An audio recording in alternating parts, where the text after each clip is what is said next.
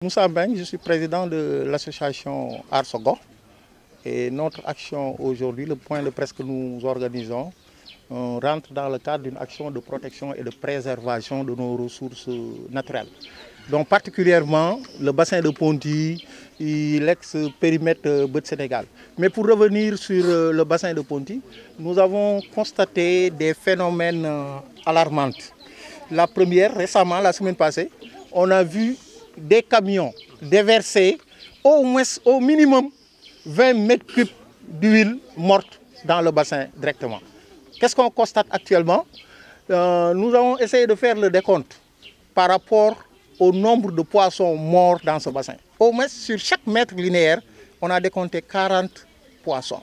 Sur un bassin qui fait un plateau d'eau de plus de 20 hectares. Donc ce sont des millions de poissons qui sont morts.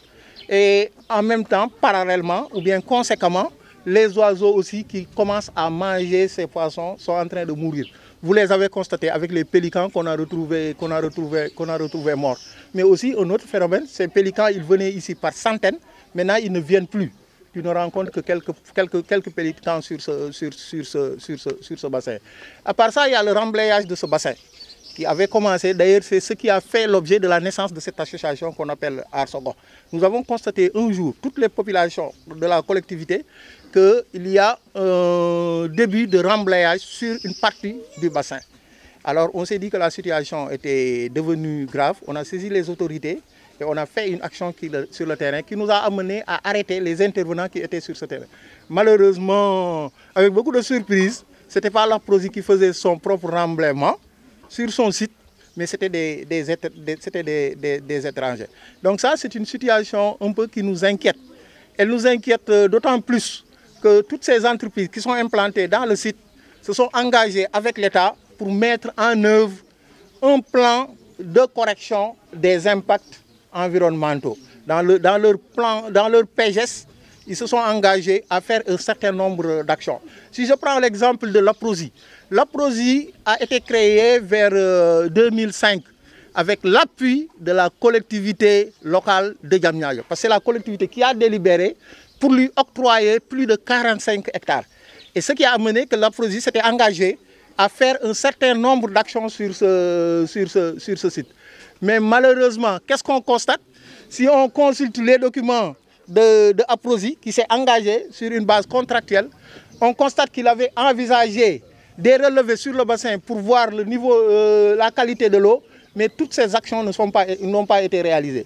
Au niveau de l'emploi des jeunes, Diamniadio est une commune qui aujourd'hui était en devenir, mais en devenir pour qui? En réalité, ces entreprises n'emploient pas nos jeunes. Vous ne pouvez pas compter 5 à 10 personnes qui habitent Diamniadio qui ont un emploi stable sur ce projet. Avec son ampleur, parce que c'est un projet qui doit recueillir quelque chose comme 211 entreprises.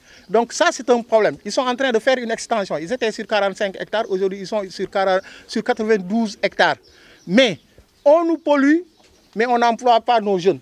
En plus de ça, il n'y a aucune action en matière d'équipement ou de financement d'infrastructures au niveau des collectivités territoriales.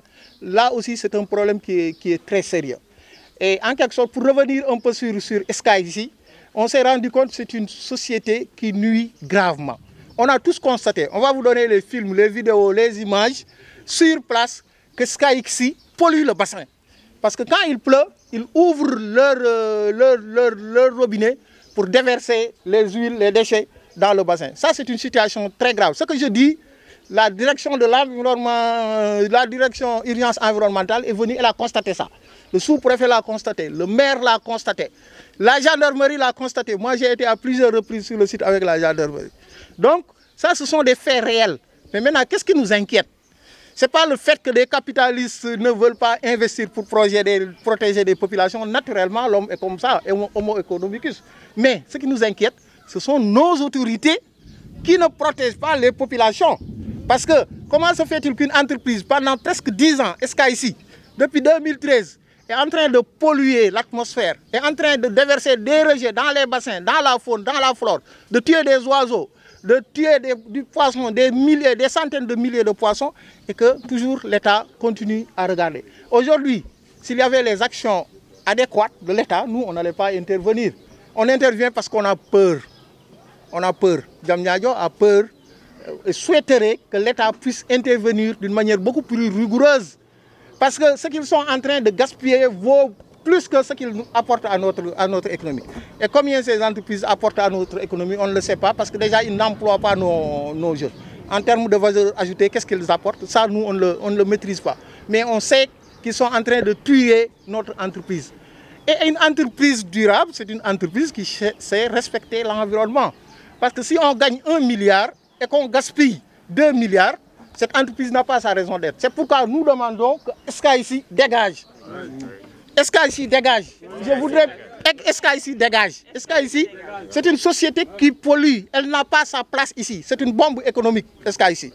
Donc, on peut en résumer, ça c'est une situation qui nous inquiète et qu'on souhaiterait vraiment résoudre avec l'appui de tout le monde. L'appui de tout le monde. De l'État d'abord, mais ensuite de toute la communauté. Parce qu'aujourd'hui, il est temps que nous-mêmes, qu'on continue ce dispositif de veille. J'en profite pour remercier toute la population. Parce qu'on a vu depuis cet événement, tout le monde est derrière. Ça, ce sont les populations qui ont sorti leur poche pour financer cette activité. Et ça, c'est important. Et d'une manière spontanée.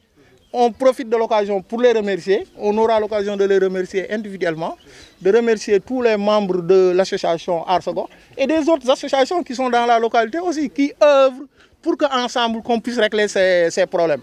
Mbédioum kanam borom moo koy fajal boppam.